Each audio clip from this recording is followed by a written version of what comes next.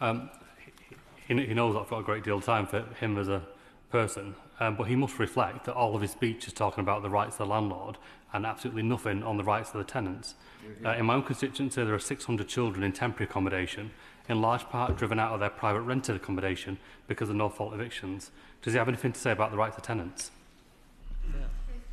0.5 million new houses. No one, I doubt even their own front bench, actually believes they have any chance of delivering that figure at all. And certainly the OPR doesn't believe they have any credible chance of doing this. So the housing and rental situation is likely to get worse. So, Madam Deputy Speaker, on behalf of the opposition, for the reasons that I have set out in my speech, I can confirm that we will support Lord's amendments in lieu. But we urge the government to implement them professionally and swiftly and focus on delivering a fair and effective system for tenants and for the landlords that provide accommodation to those tenants, and also the wider housing market. For too long, renters across the board have had a bad deal. It's time to redress that balance after years of the Conservative government failing to deliver both on no-fault evictions and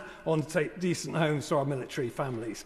I therefore warmly welcome the government's amendments 39, which give effect to making service family accommodation subject to the decent home standard.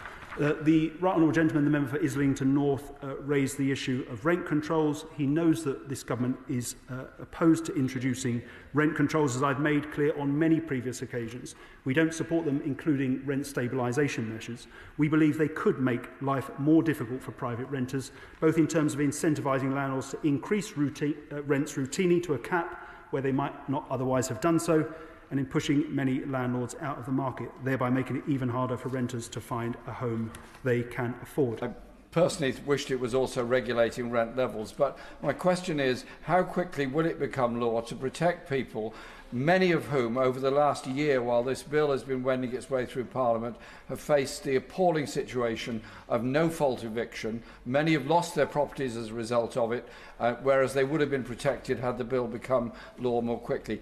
Can he give me some idea that I can give some comfort to my constituents who are facing no-fault eviction, how quickly they will get protection, and will there be any retrospective element to it?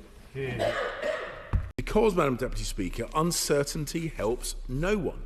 Local councils must have the means to enforce the new rules effectively, and the government should set out a clear and workable plan to that end.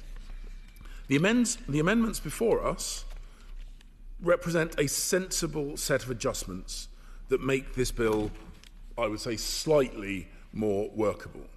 Though sufficient challenges remain in how it will operate in practice.